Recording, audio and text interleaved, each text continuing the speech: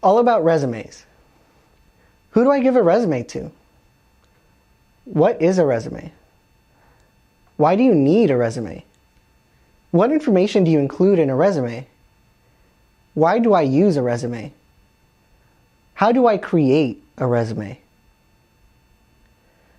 If you ever wondered any of these questions, today you will get the answers. Let's first start off by watching this animated video on resumes. The purpose and types of resumes. A resume is a 1 to 2 page document created to reflect your knowledge, skills, abilities, education, work, and volunteer experience. This is your opportunity to show off all you know and have done in the past, proving to the employer what you can bring to their business.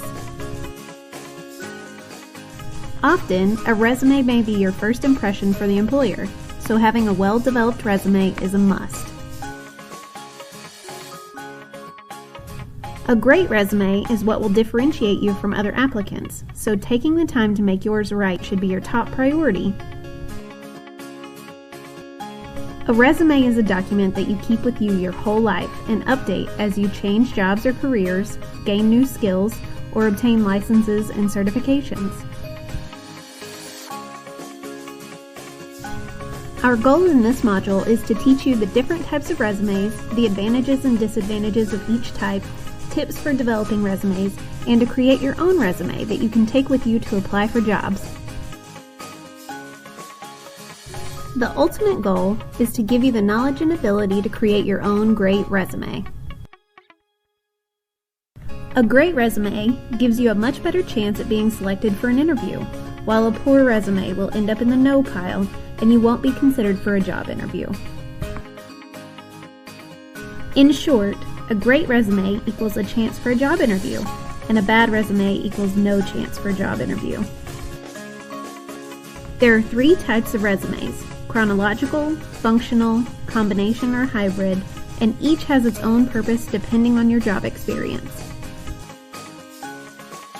Let's take a look at each of these resume types and when they should be used. That was a lot of great information on resumes, and it was mentioned that there are different types of resumes, including chronological, functional, combination, or hybrid. Let's take a deeper look into the different types of resumes. Chronological resume. The chronological resume is the most common resume format. It highlights the job seeker's work history in order of date, starting from the most recent job at the top. When to use. This type of resume is used when the job seeker has continuous experience in the field of the job they are applying for. For example, if the job seeker has worked as a plumber in their previous 3 jobs and they are applying for a position as a plumber, then they would use a chronological resume. When not to use. When you are starting out your career, or if you are changing careers, you do not use this format, even if you have all the skills and abilities the employer is asking for. The lack of job experience will be displayed. This will not highlight what the employer is looking for. If you have gaps in your work history or you have frequently changed jobs, another resume format would also be more appropriate. Here are some examples of chronological resumes. Notice how the work experience begins with the most recent employer and all the employers are in chronological order. Also, dates for their job history is continuous, in the same field or industry and with no gaps in employment. Functional resume. A functional resume focuses on your skills and experience, not your chronological work history. Specific skills and capabilities are highlighted to emphasize the job seeker's ability to do the job they are applying for. Under each previous job, we will list job duties that relate to the job we are applying for. When to use. This type of resume is used by job seekers who are changing careers, have gaps in their job histories, whose work history is not directly related to the job being applied for, or have limited or no work experience. For example, if you have not worked in 2 years and you are re-entering a workforce, a functional resume would be a good selection to use. And also, many young applicants using a functional resume allow you to highlight skills and experience not gained through traditional employment, such as volunteer work and community organization participation, like the Boy Scouts or church choir. When not to use. This type of resume should not be used when applying for a job you have a continuous history in. For example, if you have worked as a plumber for the last 5 years and you are applying for a promotion at a plumbing company, you would not use this type of resume. Here we have a resume for Juan Goodhearted.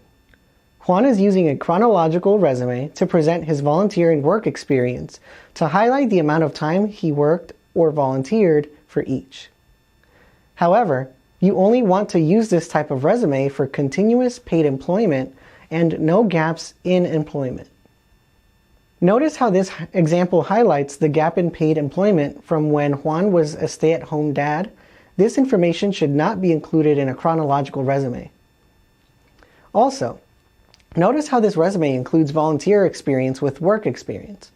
A functional resume is better to use when you want to highlight the work and volunteer experience, or for someone who has limited paid work experience like Juan does. Let's take a look at a better way for Juan to present his information using a functional resume. Using a functional resume like this example would allow Juan to present both his work experience and volunteer experience. This will highlight the skills he has gained while working and volunteering with children without focusing on the length of time at each job. This functional resume allows Juan to better focus on his skills and experience rather than highlighting the years he has spent without paid work. Combination or hybrid resume. A combination or hybrid resume is similar to a functional resume, but a combination or hybrid resume lists your skills and qualifications first before listing your job history. This format allows you to immediately emphasize the skills you've developed that are relevant to the job you're applying for. When to use. This type of resume is used by first-time job seekers who are changing careers, have gaps in their job histories, or whose work history is very limited. This type of resume should not be used when you're applying for a job you have a continuous history in. For example, if you have worked as a forklift operator in your previous 2 jobs and you are applying for a job as a forklift operator, you would not use this type of resume. You would use a chronological resume. Here is an example of a combination or hybrid resume. Notice on this example how skills related to employment are listed first. This resume can highlight skills, education, work experience, and volunteer experience. This type of resume is ideal for students transitioning out of high school who might have limited work experience. While we have gone over all of the differences between the 3 resumes, they all have common headings, although not in this order. Let's discuss what information should be included under each of these common headings.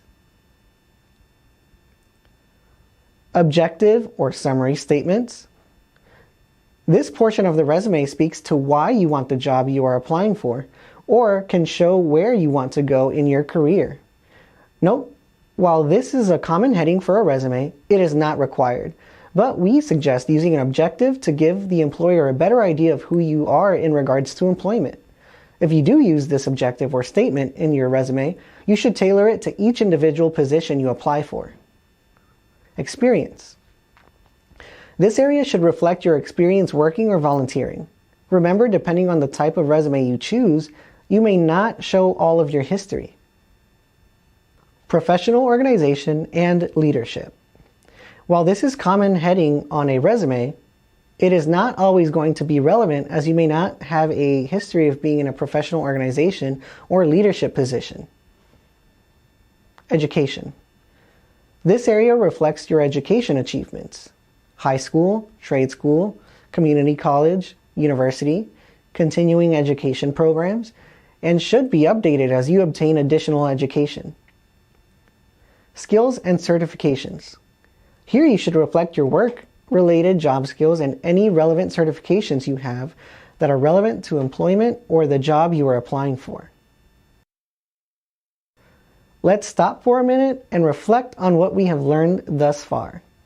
We have discussed what a resume is, the different types of resumes, and information to include under common resume headers. Now let's talk about some tips when creating your resume. Use acceptable spelling and grammar.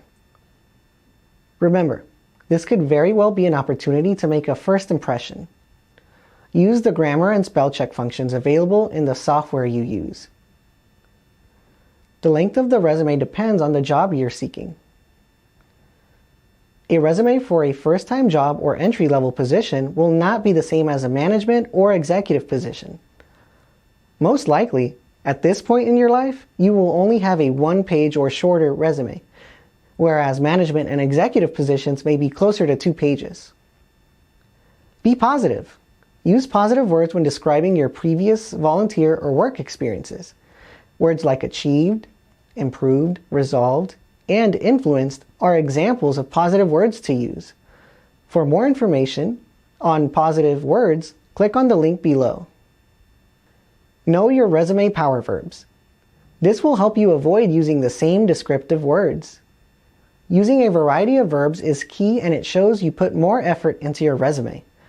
For examples of power verbs to include in your resume, click on the link below. Use present tense for current jobs and past tense for work history. Provide examples of your accomplishments in concise, objective terms. To be objective means to describe accomplishments using facts and not feelings. To be concise means you are stating the information in a brief format.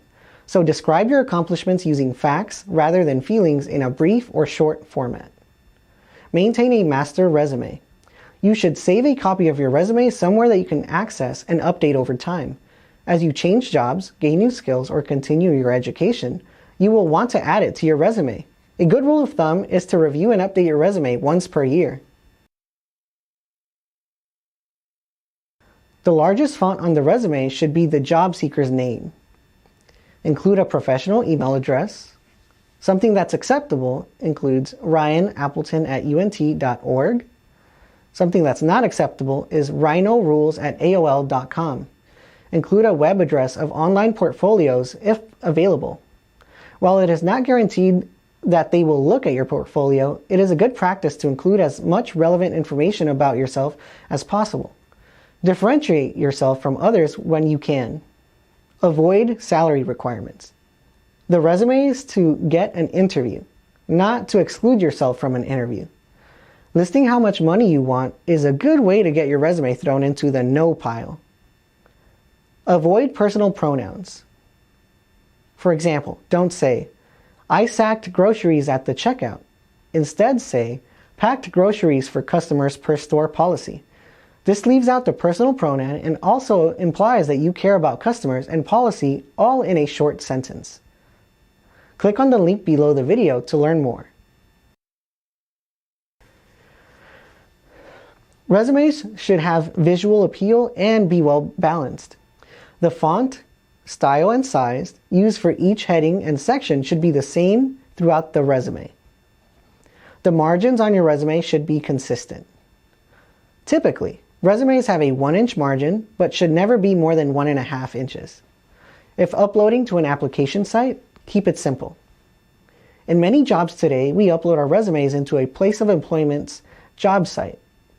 Sometimes the formatting of the resume can be altered during this transfer. When this happens, the odds are that an employer will not reach out to you to send in a corrected version, so it is best to keep your resume in a simple format to avoid this from occurring. Never lie on a resume. You may find yourself having all the qualifications for a job you really want except for one. But don't lie. For example, the job states you need to be able to work a cash register to be considered for the job. You state on your resume that you have a history working with cash registers, and you wind up getting the job. If you go to work one day and you are expected to operate the cash register and you don't know how, there is a good possibility that you will lose your job. Not only can this affect you at your present job, but it may affect you from getting a future job. Do not exaggerate your qualifications. Exaggerations can be viewed as lying, so stick to the facts. Do not undersell your qualifications. Be proud of your relevant skills and abilities, including those past accomplishments. The top of the resume, name, number, email, can be center justified, while the rest should be left justification. Avoid irrelevant work experience. Avoid personal information such as marital status, religious preference, and hobbies. Remember, this is a document that shares with potential employers your qualifications to get a job that you are applying for. Avoid too much text. Remember to be objective and just report the facts. Eliminate unnecessary words. For example, including phone 940-565-4000. We all know that the number is a number, so it is not necessary to put the word phone in front of the phone number. Do not include business addresses or supervisor's name. This can take up valuable space on your resume. However, you should include this information if the employer asks for it. Avoid salary information. Do not include information about how much money you made in the past, as the employer may think you are implying you need to make a certain amount of money to take the job. Remember, we don't want to put salary requirements on our resume. Avoid outdated fonts. Generally accepted fonts include Cambria, Calibri, and Arial. Just ensure that the font is easy to read and not overly ornate. Eliminate empty descriptors. For example, people pleaser or out of the box. These are vague and do not give specific examples of what you can do for the company. Avoid GPAs unless you're a new graduate with a very high GPA.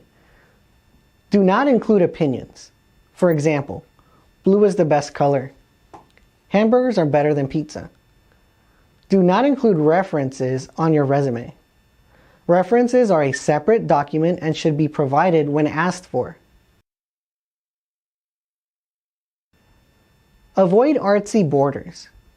The more curves that the document has, the more artsier it tends to be. Stick with thin, straight lines if you want to add some visual appeal, but keep it simple. This is an example of something that's appropriate. This is an example of something that's inappropriate. No more than 2 pages. Some exceptions may apply to this depending on the job you're applying for. Some resumes for academic positions, such as a professor or a dean, may reach 10 pages. No font smaller than 10. If it's too small for the person to read, they may throw it out into the no pile. The person reading should not have to make an effort to do so. 10 years of work experience. You may not have this, but if you do, it's beneficial to list it as it shows vast experiences in the same line of work. 2 people need to proofread. It is best practice for everyone to have at least 2 people look at your resume to provide feedback. They may see something and have an idea that you did not think about.